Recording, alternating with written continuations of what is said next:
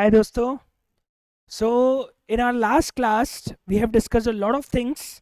First of all, good morning to everyone. हम लोगों ने जो लास्ट क्लास थी उसमें सबसे पहले इनडायरेक्ट टैक्सेस में क्या क्या सिलेबस हमको पढ़ना है वो पढ़ा था. और मैंने आपको सबसे पहले क्रेडिट मैकेनिज्म का बेसिक पढ़ाया था. और मैंने आपको बताया था कि जीएसटी जो है वो एक तरह का वैट सिस्टम है. अल्टीमेट बर्डन कंज्यूमर के ऊपर आता है. साथ में इंटरमीडिएट पार्टी जो है उस पर कोई बर्डन नहीं आता है. कास्केडिंग इफेक्ट हटाने के लिए जीएसटी लाया गया था. फिर जीएसटी में इंटर और इंट्रा स्टेट सप्लाई होती है. सीजीएसटी, एसजीएसटी और आईजीएसटी लगता है. जीएसटी कंपनसेशन सेस भी कुछ गुड्स के ऊपर लगाया जाता है, वो भी हम लोगों ने डिस्कशन में किया था. फाइनली उसके बाद हम लोगों ने बेसिक पढ़ा था और मैंने आपको एक इंपॉर्टेंट चीज़ समझाई थी. And then point was cross utilization of ITC. याद करो, कल के लास्ट लेक्चर में हम लोगों ने पढ़ा था सेक्शन 49 और रूल 89 के साथ हम पढ़ सकते हैं क्रॉस यूटिलाइजेशन ऑफ आईटीसी. और वो ये बताता है कि कैसे हम आईटीसी को एडजस्ट करेंगे. और उसके लिए मैंने कल आपको एक रैंकिंग भी बताई थी. क्या रैंकिंग थी, सबको याद अच्छे से? What was the ranking? Very simple. सबसे पहले आईजीएसटी का क्रेडिट आईजीएसटी से, देन आईजीएसटी का क्रेडिट सीजीएसटी और एसजीएसटी से. आपके ऑप्शन के हिसाब से सीजीएसटी का क्रेडिट सीजीएसटी से, देन आईजीएसटी से. और एसजीएसटी का क्रेडिट पहले एसजीएसटी से एंड देन आईजीएसटी से. सीजीएसटी एसजीएसटी दोनों एक दूसरे से सेट ऑफ नहीं हो सकते. सास बहू का रिलेशन इन दोनों का, ये दोनों कभी एक दूसरे से सेट ऑफ नहीं हो पाएंगे. इसके बाद आज हम लोगों को अब क्या स्टार्ट करना है? ऑफ कोर्स जो क्रॉस यूटिलाइजेशन हमने समझा है, हमें उसके क्वेश्चन से स्टार्ट करना पड़ेगा. So we have to start with first example. मैंने आपकी स्क्रीन पे पहला एग्जाम्पल नोट कर लिया है. ये एग्जाम्पल आप फटाफट नोट करो. और नोट करने के बाद इस वीडियो को पॉज करो. इस वीडियो को पॉज करके एग्जाम्पल नोट करो. और एग्जाम्पल को नोट करने के बाद फिर हम फाइनली इसका सॉल्यूशन स्टार्ट करेंगे. तो आप इस एग्जाम्पल को नोट कर लीजिए, वीडियो को पॉज कर लीजिए, मुझे पूरे एग्जाम्पल को सॉल्व करके बताइए और फिर फाइनली हम इस एग्जाम्पल का सॉल्यूशन करेंगे. तो आप प्लीज़ वीडियो को पॉज कर लीजिए और फिर हम लोग इसका सॉल्यूशन जो है वो स्टार्ट करेंगे. चलिए, तो अब इसके सॉल्यूशन को अगर मैं देखूं तो अब आप लोगों ने इस वीडियो को पॉज करके इसका सॉल्यूशन किया होगा. अपन ट्राई कर लेते हैं कि इसको कैसे सॉल्व करने का है. सबसे पहले ध्यान रखना, इस तरह का क्वेश्चन एग्जाम में आने की चांसेस बहुत ही हाई है. तो कैसे इसको सॉल्व किया जाए?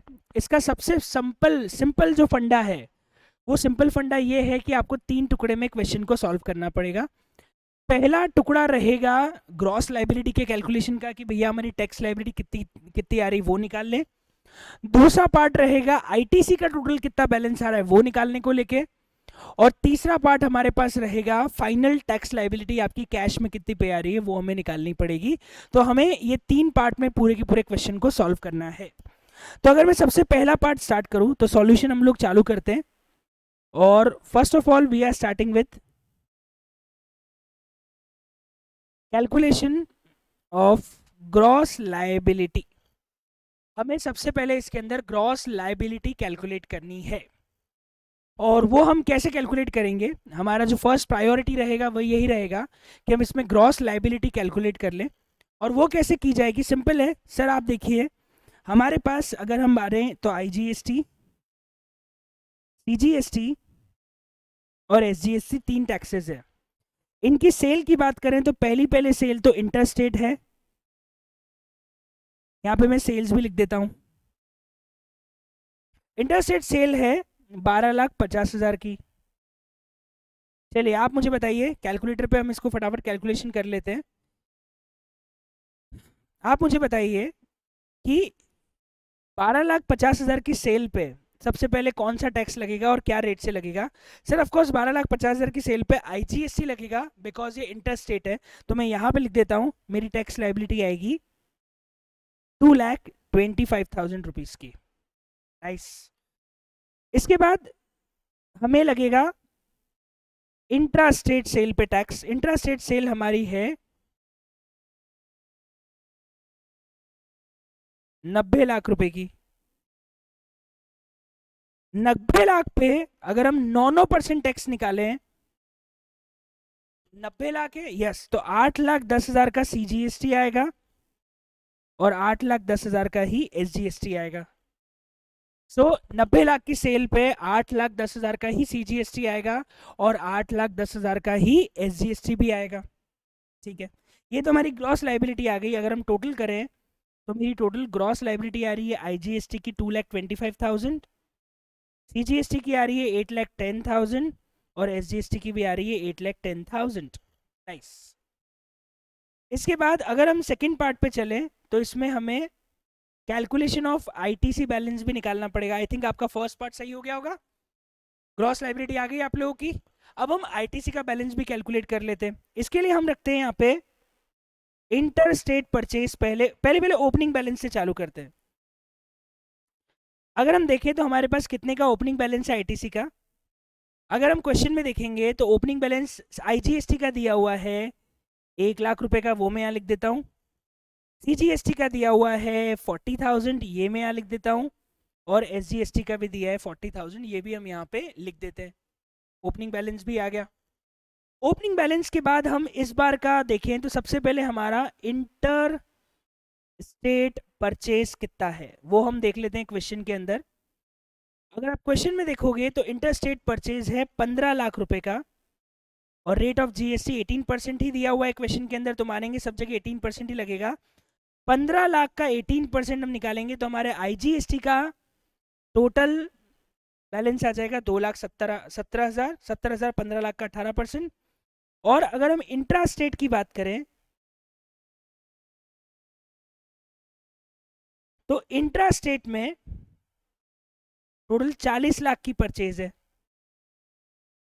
40 लाख का, एक मिनट, इंट्रा ओके मैंने मिस्टेक कर दी। इंट्रा 40 है, इंटर 15 है, तो मैं चेंज कर देता हूं इसको। सॉरी, इंटर 40 है तो मैं यहाँ पे लिख देता हूँ 40 लाख।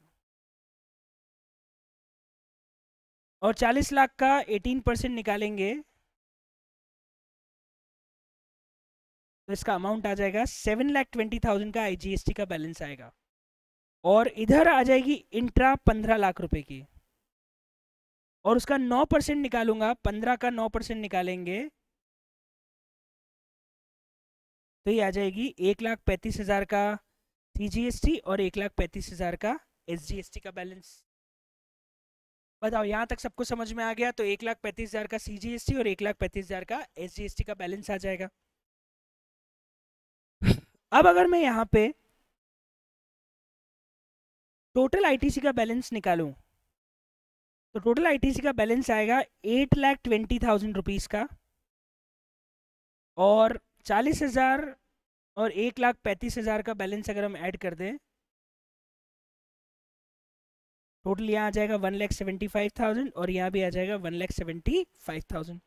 ये हमारे पास टोटल बैलेंसेस बच गए हैं आईजीएसटी के, सीजीएसटी के और एसजीएसटी के। ये टोटल हमारे पास आईटीसी का बैलेंस बचा है।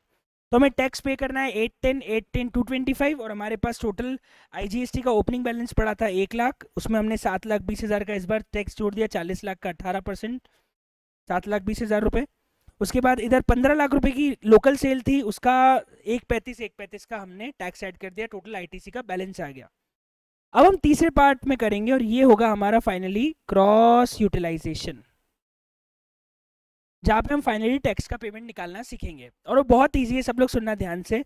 हमें अब यहाँ हमारा फंडा लगाना है, सर आईजीएसटी, सीजीएसटी और एसजीएसटी तीनों के बैलेंसेस हमको सबसे पहले क्वेश्चन के अंदर दिए हुए हैं। आईजीएसटी, सीजीएसटी और एसजीएसटी तीनों के बैलेंसेस हमको क्वेश्चन के अंदर दिए हुए हैं। अगर मैं सबसे पहले चालू करूं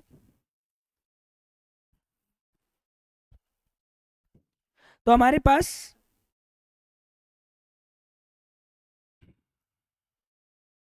ग्रॉस लायबिलिटी है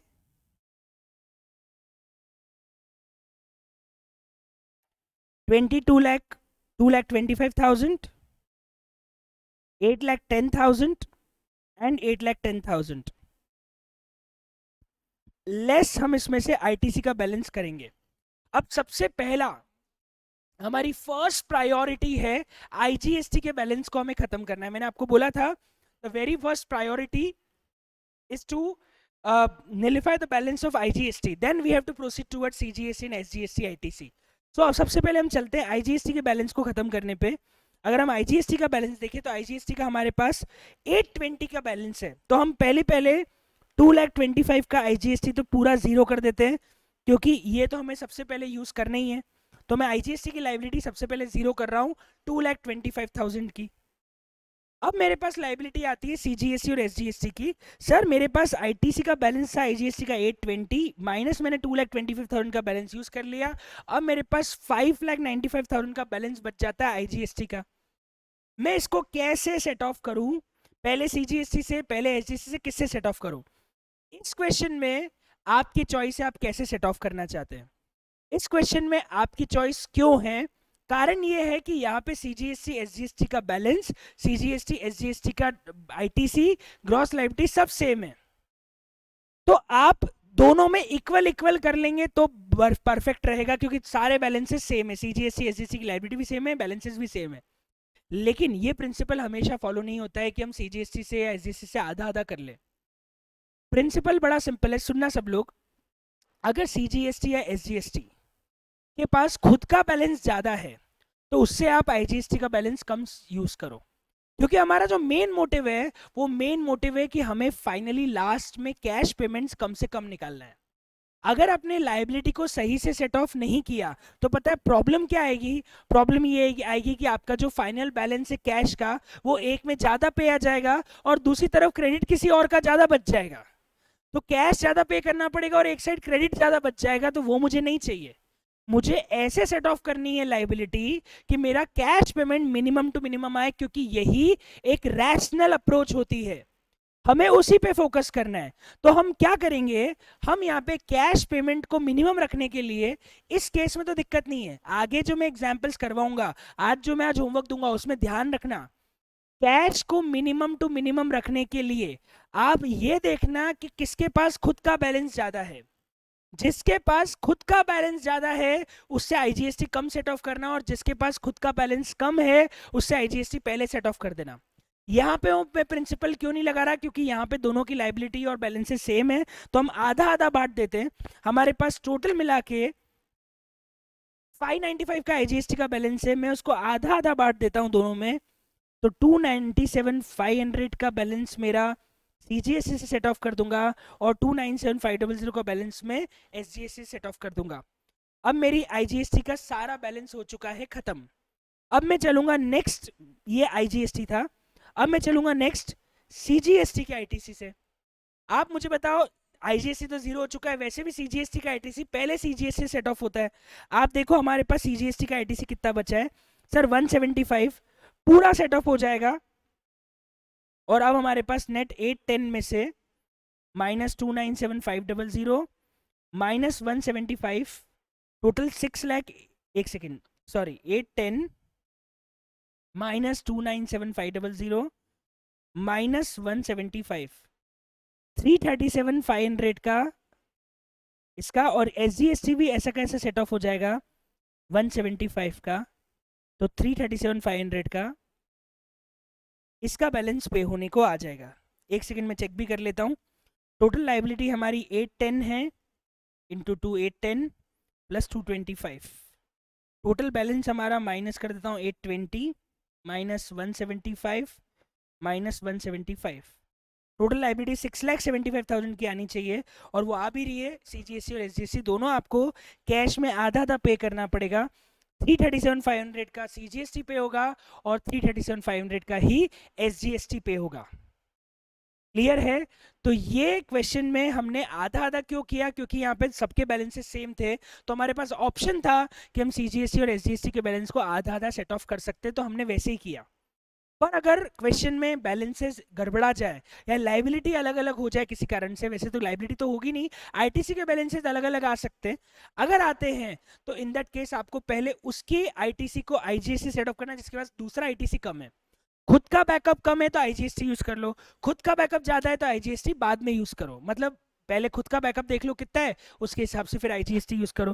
तो हम और क्वेश्चंस करेंगे, उसमें सारे प्रिंसिपल्स फॉलो होंगे, पर आज के लिए मैं आपको एक होमवर्क दे रहा हूं घर के लिए। और वो होमवर्क क्या है, सबसे पहले ध्यान से सुन लेना।